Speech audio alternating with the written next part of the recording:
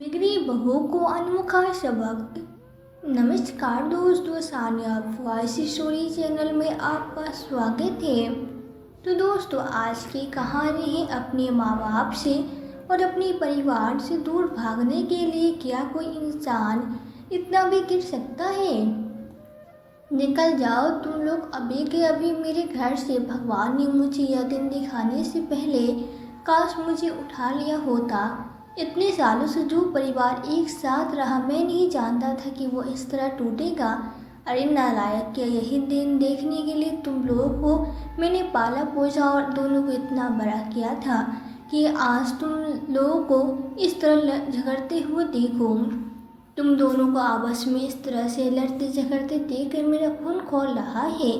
हद कर दी तुम दोनों ने, मेरी तो नाक कटा दी। मोहल्ले वाले क्या कहेंगे, कैसे मैं सबको जवाब दूंगा। क्या यही संस्कार दिए थे मैंने तुम्हें कि आज तुम दोनों भाई आपस में झगड़ के मुझे यह दिन दिखाओगे।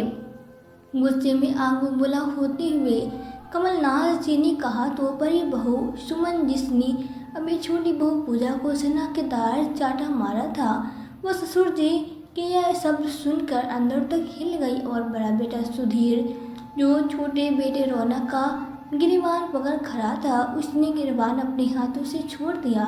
बड़ी बहू सुमन कुछ कहना चाहती थी, मगर कमलनाथ जी किसी की बात सुने बिना वहां से चले गए और आकर एकांत में अपनी बालकनी में बैठ गए और सोचने लगे कितने प्यार और अरमानों से बनाया था उन्होंने यह घर, जिसका नाम उन्होंने अपनी पत्नी के नाम पे रखा था, मोहिनी निवास रखा था।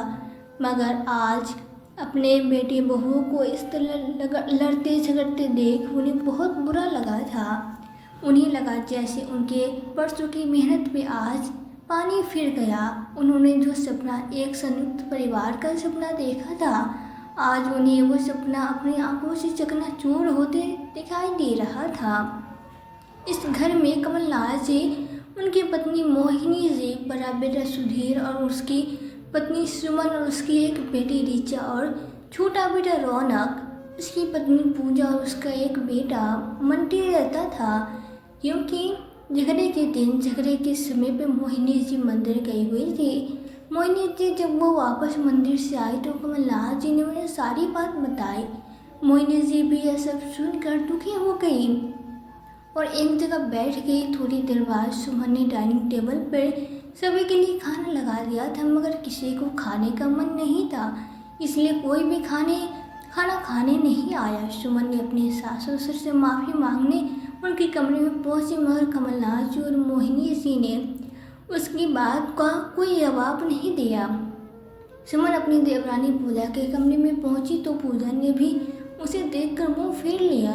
अब फिर बेचारी सुमन करती क्या करती। सुमन उदास होकर अपने कमरे में आ गई। सुमन जब अपने कमरे में आई तब उसका पति सुधीर बोला, तुम क्यों बार बार सभी के सामने झुकने जाती हो और तुम्हारा मन नहीं करता कि जिसकी गलती हो वो तुमसे माफ़ी मांगे। बिना गलती के भी तुम अपनी गलती क्यों मान लेती हो। बार बार कहा है तुमसे कि सबके सामने हर छोटी मत बनो करो, आज भी नहीं सुनी ना तुम्हारी बात किसी ने। मैं तो कहता हूँ कि हम दोनों को इस घर से अलग हो ही जाना चाहिए। वैसे भी माँ पापा बहुत फर्क करते हैं हम दोनों भाइयों में। सुमन बोली, आप दोनों भाइयों में ही नहीं, हम दोनों बहुओं में भी इस घर में बहुत फर्क समझा जाता है। मैं भी कब से अलग होने की राह देख रही हूँ। उसी रात सुमन के भाई का फ़ोन आया और उसने सुमन से कहा कि सुमन, माँ की तबीयत बहुत ज़्यादा ख़राब है। कई डॉक्टर बदलने के बाद भी आज तक उन्हें कोई आराम नहीं लगा। बस बार बार तुम्हें ही याद कर रही है और वो तुमसे मिलना चाहती है। अगर तुम कहो तो मैं तुम्हें लेने आ जाऊँ। तो सुमन ने भी हाँ कहकर सिर हिला दिया। दूसरे दिन सुमन के भाई को घर आया देख कमलनाथ जी और मोहिनी जी हैरान रह गई और वे दोनों ही आश्चर्यचकित होकर सुमन की ओर देखने लगे। तब सुमन के भाई ने उन्हें बताया कि दरअसल उसकी माँ की तबीयत खराब है और वह सुमन को ले जाना चाहता है। अगर आप दोनों की इजाज़त हो तो क्या मैं सुमन को अपने साथ ले जाऊँ। जब दोनों ने इस बात पे अपनी रजामंदी दी तो सुमन का भाई सुमन को अपने साथ अपने घर ले गया। जाने से पहले सुमन ने एक खत अपने ससुर कमलनाथ जी के लिए लिखा और कमलनाथ जी की डायरी में वो जाने से पहले वो अपने ससुर की डायरी में रखकर चली गई। वो जानती थी कि कमलनाथ जी रोज़ डायरी लिखते हैं, इसलिए उसका खत शायद वो पढ़ लेंगे और अपने भाई के साथ कुछ दिनों के लिए अपने मायके चली जाती है। सुमन के मायके जाने के बाद घर के काम की जिम्मेदारी मोहिनी जी पे आ जाती है, क्योंकि पूजा का मन करना कि काम करना या न करना पूजा के मूड पे आधारित था। वो उसका मूड यदि अच्छा होता तो काम करती, वरना काम पर छोड़ देती।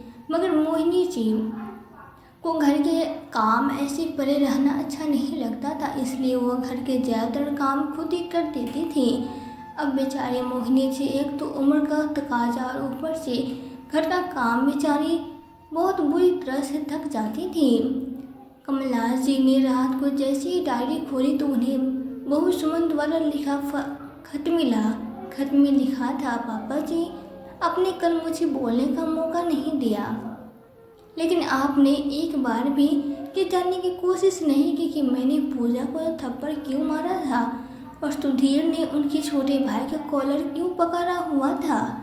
बस यही बताने के लिए यह खत लिख रही हूँ। आशा है आप मेरी भावनाएं समझेंगे। पापा जी, उस दिन मेरी बेटी ऋचा के हाथ से कांच का गिलास टूट गया था। अगर पूजा उसे बच्चा समझकर प्यार से समझाती तो ज़्यादा अच्छा होता, लेकिन उसने एक बार भी ऐसा नहीं किया। उल्टा टूटे हुए गिलास को देखकर पूजा बोली, लंगड़ी कहीं की, देख भी नहीं चल सकती क्या? पैर भी तो टूटे हैं, तेरी आँख तो नहीं फूटी? इतना महंगा गिलास तोड़ दिया मेरा। उसके बाद रौनक भैया ने उसे समझाना जरूरी नहीं समझा, बल्कि पीछे से रौनक भैया बोले, इतना महंगा गिलास फोड़ दिया, अब उसका हर्जाना कौन भरेगा? तेरा बाप, कहकर दोनों ऋचा को डांट लगा रहे थे। खट पढ़ते पढ़ते कमलनाथ जी को लगा जैसे कि पीछे कोई खड़ा है।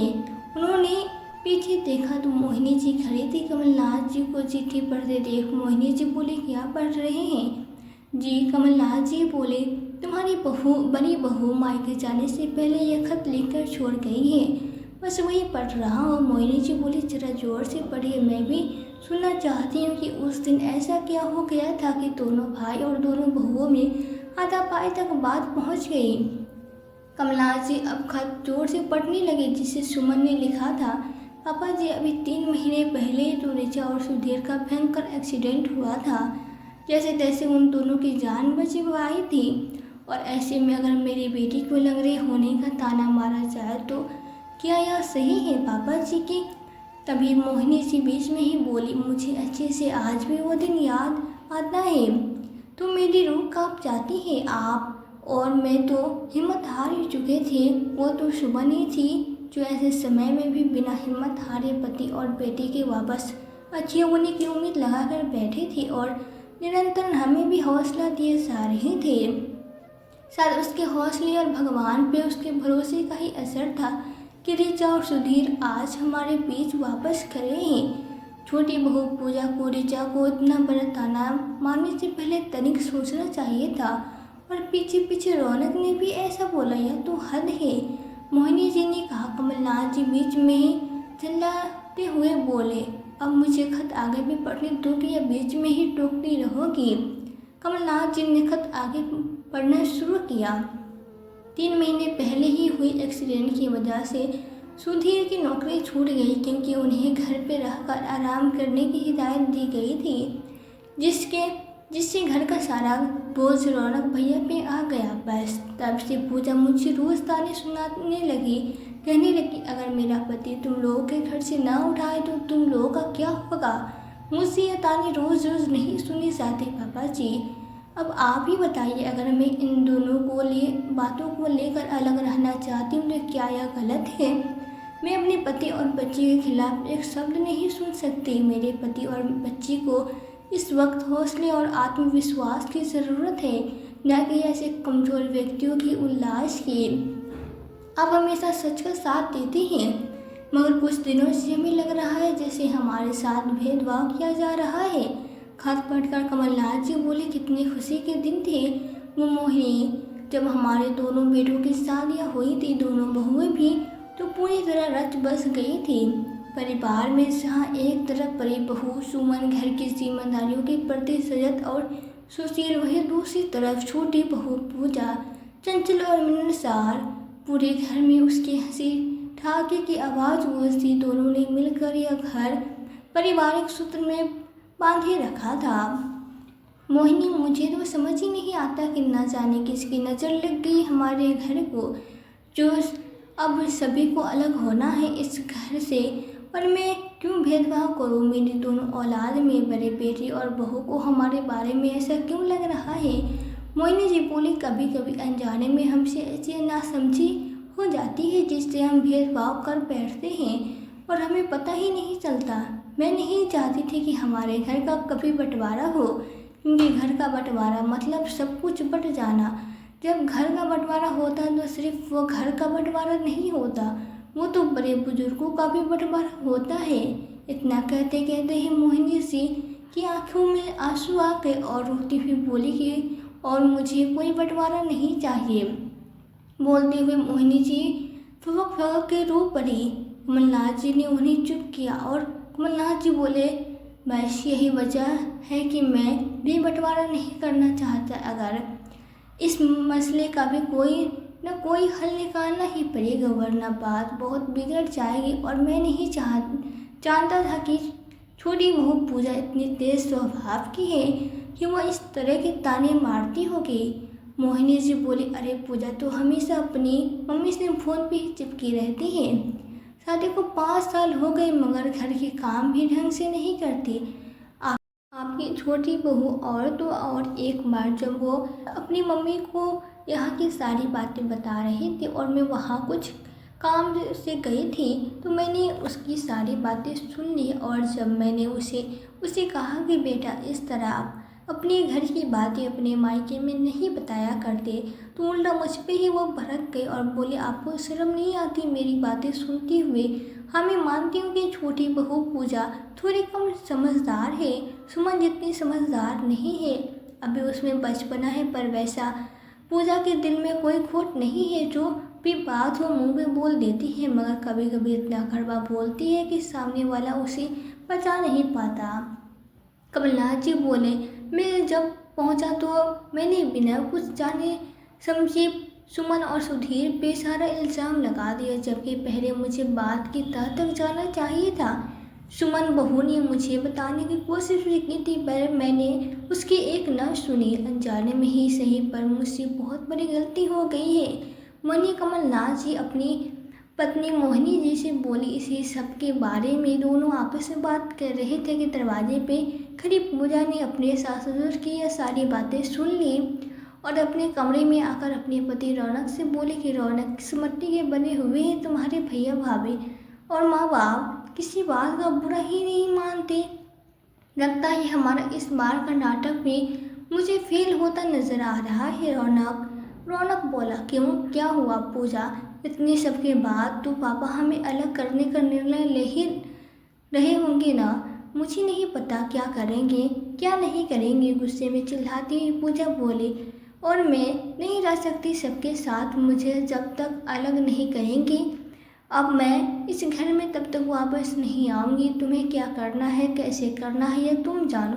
मैं कल मेरे मायके जा रही हूँ और अब तुम मुझे तब वापस बुलाना जब हम लोग अलग हो जाएं। समझे, दरअसल पूजा और रौनक अब और संयुक्त परिवार में नहीं रहना चाहते थे, क्योंकि रौनक पिछले 3 महीनों से घर का खर्च अकेले उठा रहा था, जिस वजह से पूजा अपनी जेठानी से बात पे उसे टोकती रहती और जेठ भी को एक्सीडेंट की बात को दरकिनार कर अपनी बादशाही चलाती। उससे घर के ज़्यादा काम भी नहीं होते थे और वो हमेशा ही फ़ोन पे अपनी मम्मी से अपने ससुराल की बुराई करने लगी रहती थी। रोज़ रोज़ नए नए बहाने बनाकर अपनी जेठानी को परेशान करने का वो एक भी मौका नहीं छोड़ती थी। उसने अपनी जेठानी को इस तरह प्रोत्साहित करने की सोच रखी थी कि वह गुस्से में आकर ऐसे कदम उठाए कि बदनाम जेठानी हो और उसका अलग होने का ख्वाब भी पूरा हो जाए। मगर जब सास ससुर की बातें सुनी तो उसे उसके इरादों पे पानी फिरता नजर आया और वो दूसरे दिन अपनी सास से बोली, मम्मी जी, कल में आप लोगों की सारी बातें सुन ली थी, मुझे इस घर में अब और नहीं रहना। मम्मी जी, आप लोगों ने मुझे यह उम्मीद नहीं थी। वो तो वही बात हो गई ना कि उल्टा चोर कोतवाल को डांटे। सुमन भाभी सारे झगड़े की जड़ थी, मगर आपने तो सारा इल्जाम मुझ पे ही लगा दिया। अब मुझे नहीं रहना आप लोगों के साथ और आप अपनी फेवरेट बहू सुमन भाभी के साथ ही रहिए, बोलकर अपने बेटी को लेकर अपनी मायके चली गई ताकि घर के कामों से भी बच जाए। मगर दूसरे ही दिन सुमन अपने मायके से आ चुकी थी। मोहिनी जी सुमन को घर में देखकर आश्चर्यचकित हो गई। मोहिनी जी ने जब सुमन से पूछा कि वो जल्दी क्यों आ गई, तब सुमन ने बताया कि उसे सुधीर ने फोन पे बताया था कि पूजा अपने मायके चली गई है और घर के कामों का बोझ आप पे आ गया है और मेरी मम्मी की तबीयत भी ठीक है। अब वो मुझसे मिलना चाहती थी, बस आप घर का काम अकेले कैसे करती माँ जी। मुझे घर की चिंता हुई तो मैं आ गई। अब मन ही मन मोहिनी जी सोचने लगी कि अब तक वो सुमन के बारे में जो भी सोचती थी सब सही सोचती थी। सुमन अब भी अपनी जिम्मेदारियां बखूबी निभाती है। पूजा ससुराल से झगड़ा करके मायके आ गई, जहाँ एक दो दिन तो सबने उसकी खातिरदारी की, मगर तीसरे दिन उसने देखा कि उसके पापा उसकी भाभी से बोले, बहू चाय में थोड़ी शक्कर कम है, ज़रा और डाल देना। पूजा की भाभी रेखा गुस्से में बोली, पापा आपका तो यह रोज का नाटक है, आपको मेरा क्या कोई काम पसंद ही नहीं आता है। चाहे मैं कितने भी अच्छे से कोई काम कर लूँ, कभी चाय में शक्कर कम है तो कभी सब्जी में तेल ज़्यादा है। मैं तो तंग आ गई हूँ इन रोज़ रोज़ की झंझट से। इतनी ही दिक्कत है तो खुद बना लिया करो ना, खाली परे परे हुक्म चलाते हैं बस। और वे ऊपर से आए दिन घर में कोई ना कोई मेहमान चला आता है, वो अलग मुझसे नहीं होती। सभी की खातिरदारी, मुझे अलग रहना है, फिर जैसे चाहे वैसे अपने काम करना और अपने मेहमानों का खूब पालना। मेरा पति कब तक अकेला सबका खर्चा झेलेगा। गुस्से में चिल्लाती हुई रेखा बोली कि पूजा से यह सब बर्दाश्त न हुआ। पूजा बोली, भाभी इतनी सी बात पर आप इतना ज़्यादा गुस्सा क्यों कर रही हो। रेखा बोली, दीदी आप बीच में मत ही बोलिए और जाइए और चुपचाप अपना घर देखिए। पूजा को अपनी भाभी का यह व्यवहार बहुत बुरा लगा और वह उदास होकर अपने कमरे में चली आई। पूजा अपनी माँ शकुंतला जी से बोली, माँ भाभी इतनी सी बात में चिढ़ गई और अलग रहने की बात कर रही है। मुझे भाभी का यह व्यवहार देखकर बहुत आश्चर्य हुआ। तब शकुंतला जी बोली, बेटा इसमें आश्चर्य की बात क्या है, आजकल सभी लड़कियां संयुक्त परिवार से अलग ही तो रहना चाहती हैं। अब तू अपने आप को ही देख ले, 3 महीने से तुझे तेरे पति का घर में पैसे देना इतना खटक गया है कि तू ससुराल से अलग होने के नाम पे यहाँ मायके आकर ही बैठ गई। अब यह देखकर घर में तेरी भाभी पर भी तो तेरा गलत प्रभाव पड़ा और उसे भी अब अलग रहने की सूझी है। तो मैं तुझे फ़ोन पे यही तो समझाती थी कि ससुराल वालों की बातें या मायके में मत किया कर। मैंने तो तुझे कभी गलत सलाह भी नहीं दिया, मगर आज तेरी इस करतूत पर एक माँ भी बदनाम होगी और सभी सोचते होंगे कि इसकी माँ ने ही इसको गलत पढ़ी पढ़ाई होगी। और यही फ़र्क होता है बेटा, जब हम अपनी भाभी को अपने माता पिता के साथ दुर्व्यवहार करते देखते हैं तो हमें बहुत दुख होता है, मगर वही व्यवहार जब हम अपने सास ससुर के साथ करते हैं तो हम अपने आप को सही समझ लेते हैं। यह सब सुनकर पूजा को एकदम से एहसास हुआ कि माँ बिल्कुल सही कह रही है।